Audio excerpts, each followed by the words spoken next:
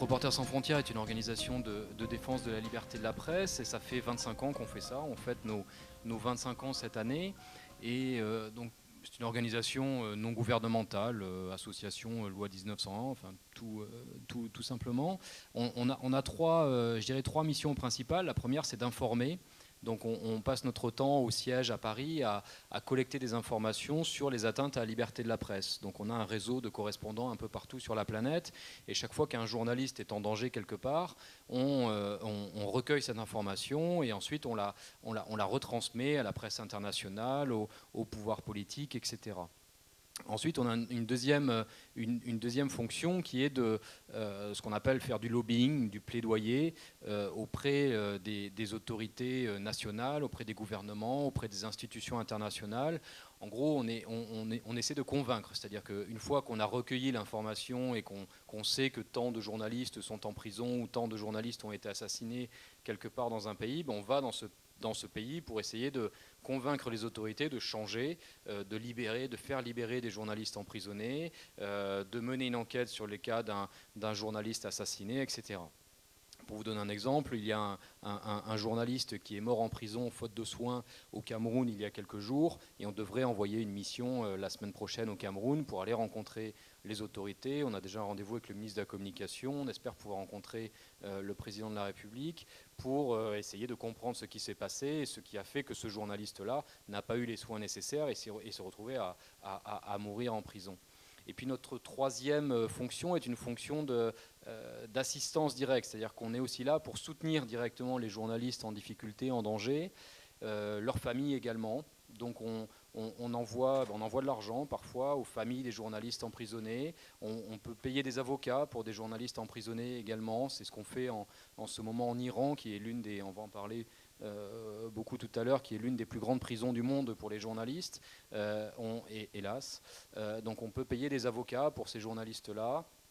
On peut aussi acheter du matériel pour des médias, pour des médias indépendants qui n'ont pas les moyens de s'acheter du matériel. Donc voilà un petit peu tout ce que fait Reporters sans frontières au jour le jour. Alors Julien Friedman, vous allez peut-être nous rappeler très brièvement l'histoire de Magnum, et puis bon, ça serait long, brièvement, c'est difficile, mais enfin bon.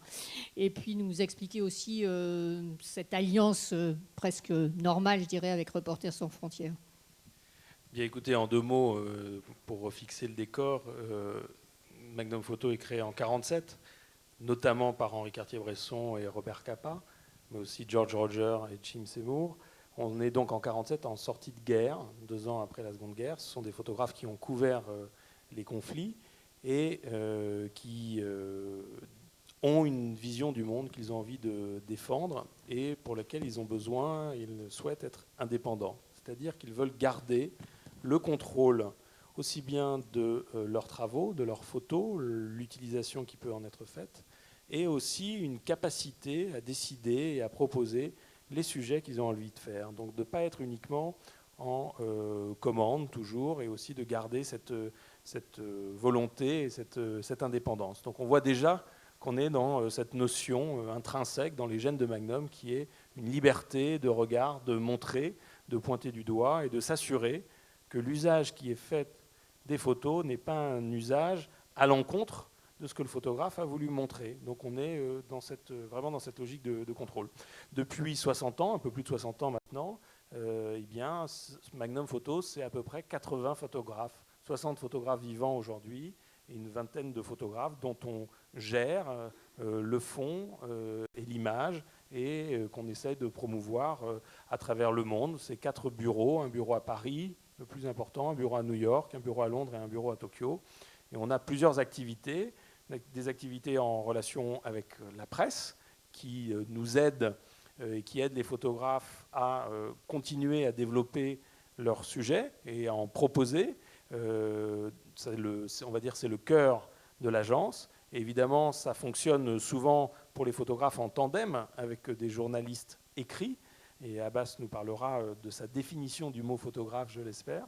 Et puis, il y a d'autres activités qui sont des activités d'exposition, des activités de vente de tirage, des activités de commande. Et puis, on essaye aussi, évidemment, depuis 60 ans, de suivre les développements de comment montrer et partager avec le plus grand nombre les travaux des photographes. Et c'est pour ça qu'à l'occasion de l'album avec RSF, on a essayé aussi de faire une version un peu particulière, une version iPhone de l'album RSF, qui est aussi une façon de s'adresser à un autre public, un public plus jeune, et aussi d'avoir la possibilité d'utiliser ces nouveaux médias pour communiquer avec un public extrêmement large. Voilà, en 2 mots sur le mode de fonctionnement. Alors pourquoi évidemment cette alliance? C'est une alliance de raison, de nature, de sensibilité assez évidente. La liberté de la presse, c'est donc la liberté de témoigner, d'investiguer, de dénoncer, de montrer du doigt. Et c'est 60 ans de travail des photographes de Magnum. Donc c'était naturel de venir le faire, et on était d'autant plus heureux de pouvoir le faire à un moment clé, mais de s'associer avec force ensemble. Voilà. Et alors Abbas, vous êtes membre donc de Magnum. Vous pouvez nous dire pour vous quelle est votre définition du photographe? Je peux dire ma définition à moi comme La photographe, c'est celui qui écrit avec la lumière. Et ce que vous allez voir, c'est-à-dire ce n'est pas une seule photo, je ne dessine pas, j'écris. C'est-à-dire il y a des paragraphes, il y a des chapitres. Et donc la séquence pour moi est très importante. Et vous allez avoir la démonstration tout de suite.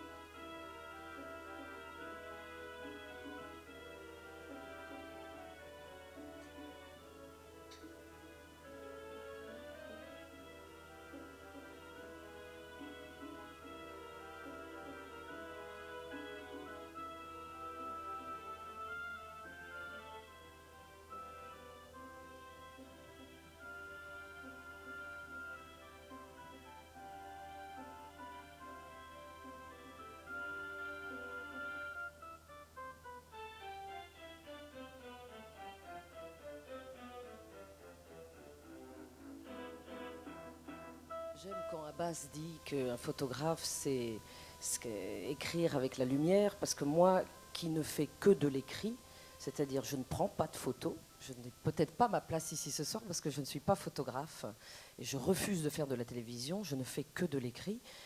Bien, j'ai l'impression quand même, en écrivant, de fonctionner comme une caméra, souvent. Je vais dans... Mes terrains sont toujours les mêmes depuis 10 ans, ce sont des terrains de guerre. C'est la Tchétchénie, c'est l'Irak, c'est l'Afghanistan. Sempiternellement, je retourne sur ces 3 terrains. Je rentre là de 20 jours en Irak.